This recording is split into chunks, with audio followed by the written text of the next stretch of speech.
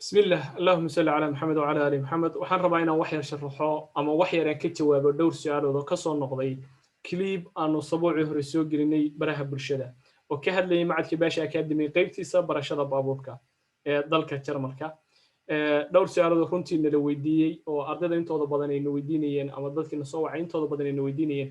oo aanan intooda badan telefoon uga jawaabi karin maadaama wicitaanka iyo qoritaanku aad u fara badan yahay xagga telefoonka ayaa waxaan go'aansanay inaanu kaliya clipkan uga jawaabo si qof kasta clipkaasi uga helo su'aasha uu baarayay insha Allah su'aasha koowaad sidee ayaan wax uga baran karaa macadka Baasha Academy aniga oo degan magaalo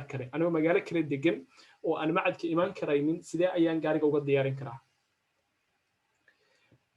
dabcan haddaad magaalo kale degan tahay iyo haddaad naga fog tahay macna kuma jiro muhiimaddu casharka waxaan ku bixinaa qaab oo online ah casharada waxaan ku dhignaa qaab online ah maantana adduunku waba ka guuraya qaabka offline ka ah qofku inuu meel u lugayo waxbarasho u doonto oo waxbarashadii oo dhan waxay u socotaa qaab online ah saa darteed marka annagana qaabkaas casriga online ka baan casharada ku bixinaa marka meel kasta aad joogtid waad naga baran kartaa taas waa qodobka koowaad su'aasha labaad xagee ayaan imtixaanka ku maraya dabcan waxaan isku dayayaa inaan soo koobkoobo su'aalaha la soo weydiiyey jawaabahooda si videogu uusan inoo ku dheeraan xagee ayaan ku marayaa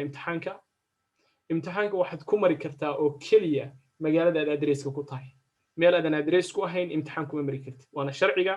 Jarmalka magaalada imtixaan aad degan tahay oo adreeska ku tahay ayaad gaariga imtixaankiisa ku mari kartaa magaalo aadan deganeyn gaariga imtixaankiisa kuma samayn kartid saa darteed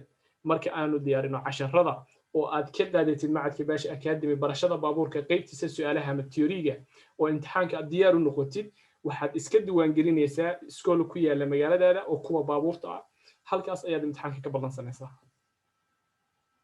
su'aasha saddexaad sidee ayaan 28 cisho casharada ugu baran karaa ama sidee ayaan 28 cisho gaariga ugu baran karaa 28 maalmood kaliya dad bay sanad ka qaadataa 6 bilood 7 bilood sidee ayaan 28 cisho kaliya ugu baran karaa waxaan leenahay way fududahay haddii adigu u rabitaan dhinacaaga jiro oo aad doonaysid inaad baratid waxaan bixinaa casharo 28 maalin oo xiriir ah maalin kastana ardayga waxaa la siiyaa cashar aan culays ku ahayn oo uu soo diyaarin karo runtii gabdho oo hooyooyin oo caruur haysta rag shaqeeya gabdho shaqeeya dad nolosha inta aad kaga nooshay kaga nool oo sidaas nolosha la legdamaya ayaana qaata wax culaysna uma aysan arkaanin marka maalin kasta qayb oo loogu talagalay casharka maalinkaas ayaad qaadanaysaa 28 maalin ayay sida casharada ku soconayaan maalmaha aad waqtiga dheeraadka haysatid waxaad maraajaca ku samaynaysaa su'aalihii aad soo martay oo soo diyaarisay abka wax laga diyaariyana annaga ayaa iskale oo runtii qaab aad u horumarsan ayuu u diyaarsan yahay oo for example wuxuu leeyahay qayb oo su'aalihii iyo diyaarsan oo ka shaqaysanaya ku jiraan inuu lesson lagu samayn karo qayb oo lagu samayn karo layliska lagu samayn karo qayb akhriskiya kubii maraajacada markaa rabtid yani markaad iskoolka iska diiwaan gelisid ayaa dabcan lagu sharxi doonaa waana sharci arday kasta intaan casharadu bilaaban ka hor in abka marka hore la baro sida uu isticmaalayo taasina marka waxaan rajaynayaa qof kasta inuu fahmay 28 maalmood maalin kasta 10 macquul ayaad qaadanaysaa saas ayaadna 28 cisho ku dhamaynaysaa baabuurka su'aasha saddexaad muxuu Baasha Academy iga caawinayaa haddaan imtixaanka ku marayo iskool kaleeto mar haddaan bay iskool kaleeto tagayo halka imtixaanka ku marayo Baasha Academy muxuu iga caawinayaa runtii Baasha Academy wuxuu ka caawinayaa laba arrimood oo muhiim ah arrinta koowaad in aad gaariga ku baratid afkaaga hooyo oo halkii aad tan gaaban ku xiftin lahayd hadhowna gaari ka haysan lahayd adigoo aan shuruucdii wadamaridda garanaynin oo naftaada iyo dadka kula isticmaalaya wadooyinka khatar gelin karaya kalsoonina aan isku qabin Baasha Academy waxaad ku baranaysaa 1,150 su'aalood oo Soomaali loo turjumay su'aal kasta oo su'aalaha gaariga ka midana macna darro looma samaynin sanad walba dib u eegid baa lagu sameeyaa waxba lagu soo kordhiyaa waxba laga dhibaa ujeedka laga leeyahay waxa weeye khataraha soo baxay iyo systemka iyo wax isbedelka dhacay ayaa lagu salaynayaa waxana la rabaa inuu qofku noqdo qof mas'uuliyad qaadi kara oo shuruucii yaqaana shuruucdii gaariga garanaya marka Baasha Academy waxay ku fududeynaysaa kow inaad noqotid qof isku kalsoon oo gaarigii yani markii uu dhameeyo oo qaybta theory-ga oo uu gaariga geliyo qaybta imtixaanaadka qof sharci ku soo bartay gaarigii oo mustaqbalkiisa kalsooni gaariga ku kaxaysan kara iyo weliba inaad imtixaanka natiijo fiican keentid xataa qaybta practicalka oo practicalka markaad gaariga wadid haddii aad shuruucda garanaysid inta badan kuma soo dhacaysid qaybta labaad oo Baasha Academy uu ka caawinayo waa in qaab tartiib ah oo runtii degdegna ah aad wax uga baranaysid halkii aad abka sanad 6 bilood la rafan lahayd oo inta ab iskoolku ku soo siiyaan cid kaaga ku daba joogtay cid ku sharaxaysa midna aysan jirinin aad maalin kasta tan calaamadin lahayd bari ku dhici lahayd in wixii qaab oo degdeg oo tartiib aad ku baratid gaarigina waqti kooban oo bil gudaheeda aad isku dhaafisid labada qaab ayuu ka caawinaya Baasha Academy laakiin imtixaanka magaalada aad adreeska ku tahay kaliya ayaad ku mari kartaa saan haddaba idin soo sheegay su'aasha ku xigta qaabkee ayaan wax uga baran karaa Baasha Academy qaabkee ayaan wax uga baran karaa Baasha Academy yani qaabkee ayaa su'aalaha la baraya iyaduna waa su'aali ugu badnaa oo nagu soo noqnoqonayay bay kamid ahayd waxaan rabaa tan inaynu ku fahamno su'aashan horteena ka muuqata halkan horteena ah waxaa ka muuqata su'aal abka sidan ayuu u qoran yahay ama su'aalaha baabuurka markasta qaybta jarmalka weeye sidan ayay yihiin markii ay sidan yihiin macalinka Soomaalida ee runtii anaga iskoolkayga wax ka dhiga ama macallimiinta Soomaalida ee iskoolkayga wax ka dhigaya waxay isku dayaaniin inay abka shidaaniin ka bacdina ay turjumaaniin sharaxaada ayaa la turjumaya dabcan aan isku dayno haddaba inaynu sidii macalinka hadda tan uga shaqeyno si aan uga shaqeyno marka hore waa inaynu horta su'aasha leena weydiiyay su'aashu waa halkan sare tan ku qoran waa inaynu horta qoraalkaasi Soomaali u turjumo oo aynu akhrino markaynu qoraalkaasi akhrino waxaynu fahmaynaa marka jawaabaha halka ku jira midka saxda ah saddexdani waa jawaabihii midka saxda ah baynu fahmaynaa haddii aynu jawaabta fahamno weeye haddii su'aasha fahamno weeye marka hore tusaale maxaa leena weydiiyay halkan wuxuu yiri wie verhalten Sie sich auf einer Autobahn bei diesem Verkehrszeichen sidee ayaad u dhaqmaysaa autobaanka haddii calaamadan ka soo muuqato yani autobaanka adoo maraya baad calaamada tan aragtay autobaanka adoo maraya highwayga sidee marka u dhaqmaysaa gaariga wax laga yaabaa 100 200 inuu ku soconayo calaamadan kugu soo baxday sidee ayaad u dhaqmaysaa marka maxaa samaynaysaa saddexdan jawaabood ayaynu bixinaynaa tan saxda ah wuxuu yiri by Stau Abremsen und Warnblinklicht einschalten calaamadani waa Stau waxay tusinaysaa saxmad in ay saxmad autobaanka ka jirto sidaa darteed si aan gawaarida kale dabada uga dhicin gaarigayga waan soo qaboojinayaa sidoo kale waxaan shidanayaa layrka afar dhaca ama digniinta ama faranjada qofba sidoo yaqaano layrkaasina sababta aan u shidayaa waxay tahay in baabuurta iga dambaysa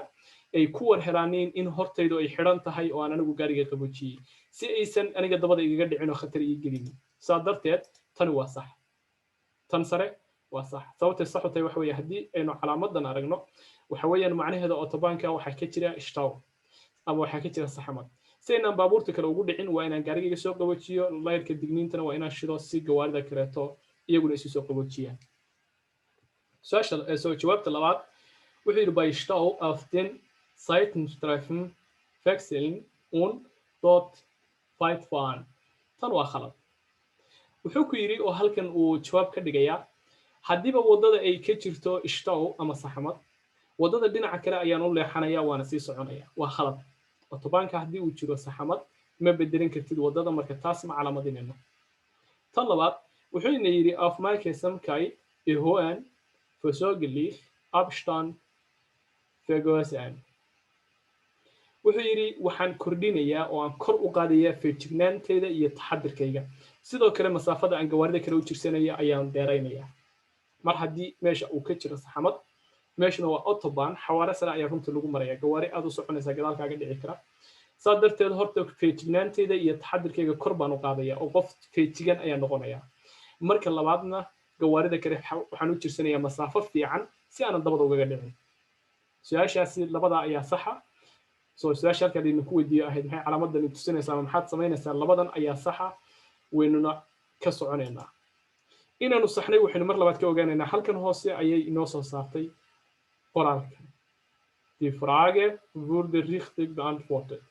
su'aasha si sax ah ayaa looga jawaabay saas ayuu ku soo saaray haddii kale casaan ayuu inoo soo saari lahaa animaadno su'aasheena labaad su'aashan markaad calaamadda aragtid waxaad moodaa inay ku tusinayso inaad bidix u leexanaysid ama in lagala hadlayo bidixu leexasho laakiin sidaasi maaha ha eegin calaamadda ee waxaad eegtaa markasta waxa lagu weydiiyey qoraalka kore markasta fiiri qoraalkan kore ayaa wax kuu sheegaya في müssen Sie sich bei diesem Verkehrsverhalten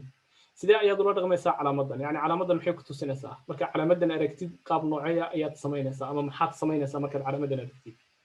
die Geschwindigkeit vor der Kurve vermindern calaamadan horta waxayna tusinaysaa iskoy waxayna tusinaysaa laab waxa afka Soomaaliga lagu yiraahdo laab wado oo laab ah ayayna tusinaysaa waxayna tusinaysaa inaynu laaban doono saa darteed ka hor intaynan laabka gaarin jawaabta waxaan leenahay ka hor intaanan laabka gaarin mar haddaan calaamadan arko waa meel laaba ayaan ku imi marka ka hor intaanan laabka gelinin gaariga xawaarihiisa ayaan soo dhimaya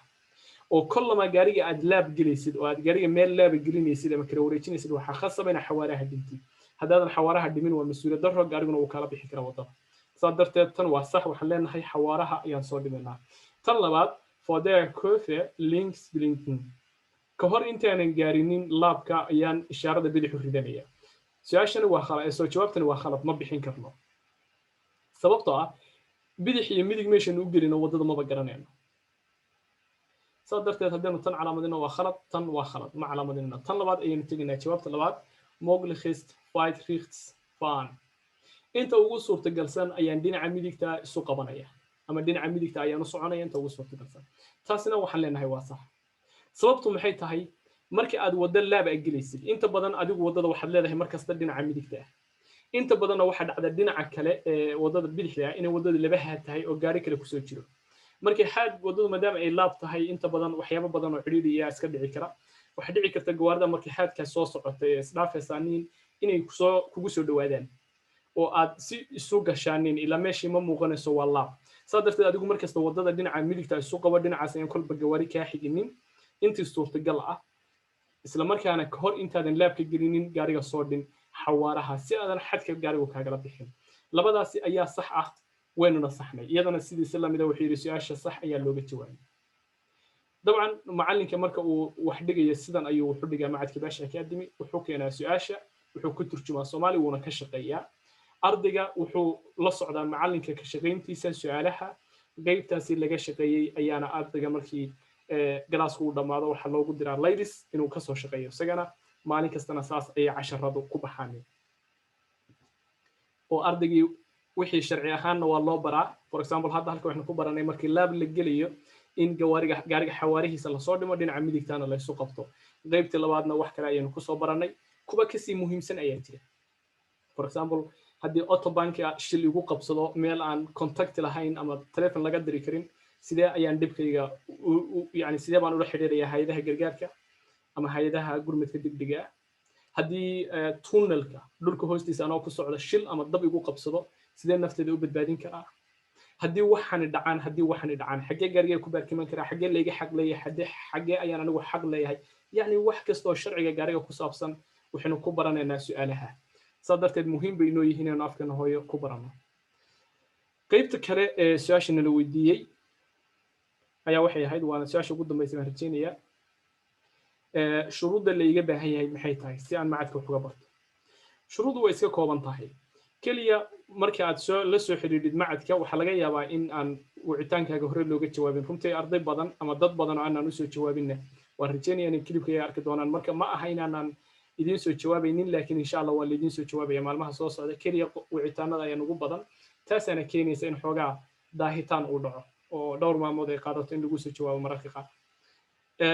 ardayga markii uu macadka la soo xiriiro waxaa la weydiiyaa su'aal ah dabcan laba qaab oo kala duwan ayaanu casharada u bixinaa labada qaab ayaa loo sheegaa waxaana la weydiiyaa qaabkee ayaa rabtaa adigu inaad xudhigatid marka uu sheego qaabka uu doonayo inuu xudhigto waxaa la weydiiyaa inuu fiiga bixiyo waa shardiga koowaad shardiga labaadna waa in haddii uu rabo 28 maalin kadib inuu imtixaanka fariisto inta ay koorsadu socoto inuu iskoolka magaaladiisa iska soo diiwaan geliyo si uu u soo qaato dhakhtarka indhaha eesta hilf waxa la yiraahdo iyo labada week ee koorsada ah waayo iskoolka magaaladeeda ku yaala haddii aadan haysanin dhakhtarka indhaha baaritaanka uu ku soo mariyay eesta hilfe iyo labadii week oo kooraska ahaa kama yeelayaan imtixaanka fariisatid sidaa darteed 28 cisho kadib su'aalihii waad baratay waxaadna diyaar u tahay inaad imtixaan geshid laakiin iskoolkii kale ayaa caqabad kugu noqon kara sidaa darteed baan ardada waxaan inta badan ku xidhnaa inuu ardaygu suu 28 maalin kadib imtixaanka u fadhiisto inuu iskoolkaasi iska soo diiwaan geliyo oo hawlahaasina isdhaafiyo inta processkana socdo ayuu iyagana isdhaafin karaa oo labadaba way isku qaban karaa